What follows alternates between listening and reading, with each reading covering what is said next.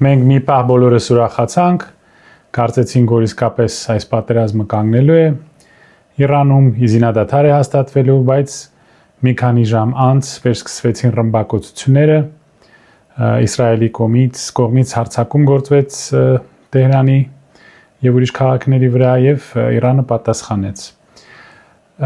Մի քանի տեղեկություն այս զինադադարի մասին, նախ Նետանյախուն, ռազմական հանցագործ Իսրայելի ղեկավարը, ասաց, որ Լիբանանը չի կազմում այս համաձայնության մի մաս, այսինքն Լիբանանում պատերազմը շարունակվելու է եւ շարունակվեց։ Մի օրում 172 հոգի սպանեցին։ Ամեն օր հարյուրավոր մարդիկ են սպանում, ամբողջ աշխարհը հանգիստ նայում է։ Իրանում շարունակվում է պատերազմը եւ Նետանյահուն ասաց, սա զինադադարի մաս չի կազմում։ Իրանը ասաց, ոչ, կազմում է։ Այսինքն ի սկզբանե կա անհամաձայնություն,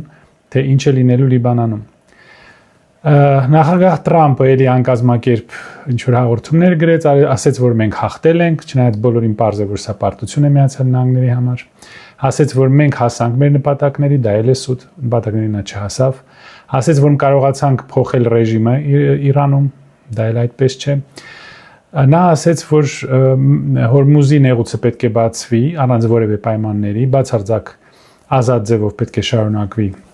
գործունեությունը Հորմուզի նեղուցի, Իրանը դրան համաձայնվեց, բայց կան որոշ պայմաններ։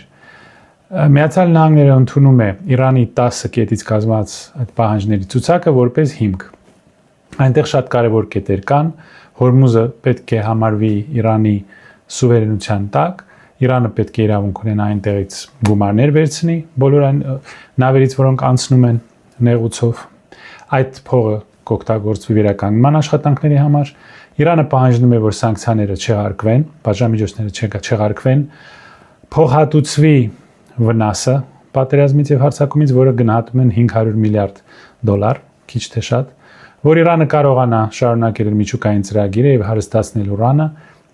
միջազգային վերահսկողության տակ, որ Միացյալ Նահանգները հետ քաշվի այս ռեգիոնից փակի իր բազաները, Պարսից ծոցի ռեգիոնում դա դժվար է պատկերացնել, որ երաշխիք տրվի, որ այլևս այսպիսի հարձակում չի լինի։ Իհարկե այսպիսի երաշխիքներ դժվար է տեսնել, թե ինչպես Միացյալ Նահանգները դա կանի, մանավանդ որ երկու անգամ բանակցությունների ժամանակ հարձակվել է Իրանի վրա։ Հիմա արդեն վերսկսվել են, ուրեմն գնդակաբաները, ռմբակոծությունները արդեն վերսկսվել են Իրանի տարածքում,